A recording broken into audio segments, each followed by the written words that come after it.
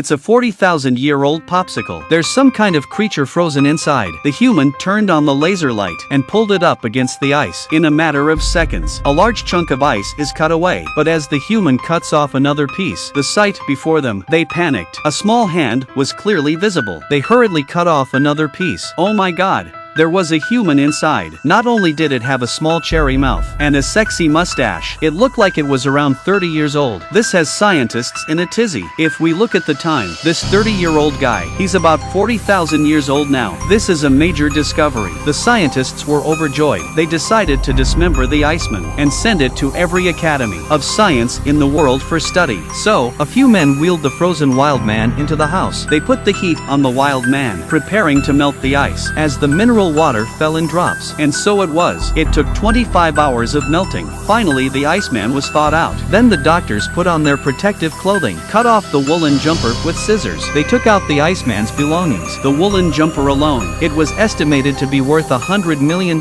Then the Iceman was given an electroencephalogram. Suddenly, a miraculous sight occurs. The Iceman's brain cells are actually metabolizing. Oh, my God! The Iceman was still alive. This sent everyone into a frenzy. Instantly, the doctors pulled him out of the dismemberment room to the emergency room, preparing the Iceman for resuscitation. They first put a mask on the Iceman. Then they give him some Coca-Cola to replenish his body with vitamins. Then they took out a 200-watt stun gun. They gave the Iceman a resuscitation with the taser and the vitamins. The 40,000-year-old Iceman miraculously came to life.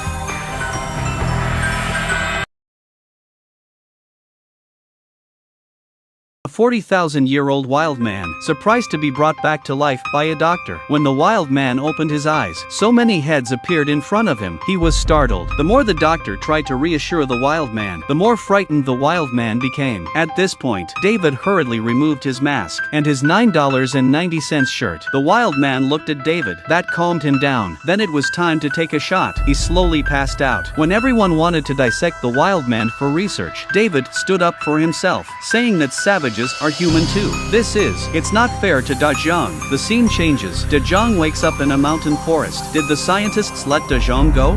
No. They didn't. The mountains and the water, even all the plants and trees, are only made by humans. This approach, and it worked. Da Zhang soon adapted to life here. One day, Da Zhang was fishing for fish. Suddenly a dragon head came out. This made Da Zhang feel a bit confused. He pulled off the solid gold dragon head. He kept it carefully. Then he grabbed the pipe. He started to walk upwards a little, until he came to a door, and opened it with a great effort. Seeing the human in front of him, only then did Da Zhang realize he hadn't gone back in time.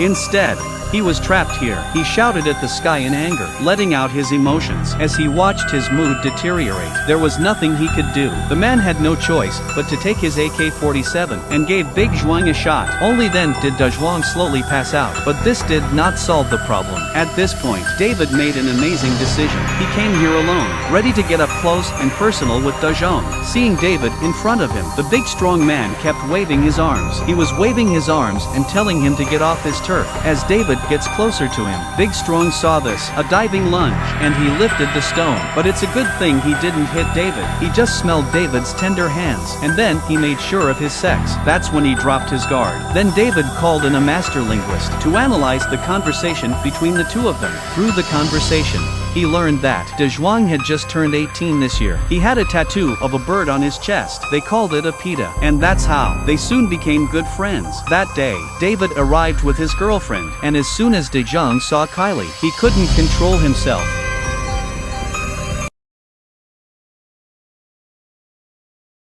It was the first time in 40,000 years that Da Zhang had seen a woman. He looked at Kylie in front of him. He was immediately mesmerized. To show his love, Da Zhang hurriedly took out his lunch and handed it to Kelly. In order not to make Da Zhang angry, Kylie had to put it in her mouth. But as soon as she chewed it, Kylie was shocked. The juice started to burst in her mouth. What she had just eaten was a worm. The big man kept looking at Kylie. Kylie also looked at Da Zhang. Suddenly, Da Zhang pulled Kylie's golden hair and started sniffing like crazy. Kylie was so scared that she didn't dare to move. Finally, David bravely stepped forward. He stopped him from doing so. David then took out his long-held tap. He was about to exchange it with David, but David stopped him again. At this point, Da Zhang was heartbroken. Just then, a helicopter appeared out of nowhere. When Da Zhang saw it, he lost his senses. He started to climb upwards frantically. He kept shouting for PETA. This made David's face sad. Luckily, they got rid of the helicopter in time, before the unexpected happened. But the strange thing was, in the days that followed, Da Jiang became restless. He painted himself with certain designs. It seemed to be some kind of special ritual. To find out what was going on, David went to a local old man, asking about some rumors about PETA. It turns out that the PETA that Da Jiang was talking about was the history of the gods' beliefs. It was because of the reversal of the magnetic field, the reason for the lack of food. Da Jiang believed that he had offended PETA in order to feed his people. That's why he was willing to give himself up. And now, Da Zhang has mistaken the helicopter for a sacred bird. If this continues, Da Zhang would have starved to death.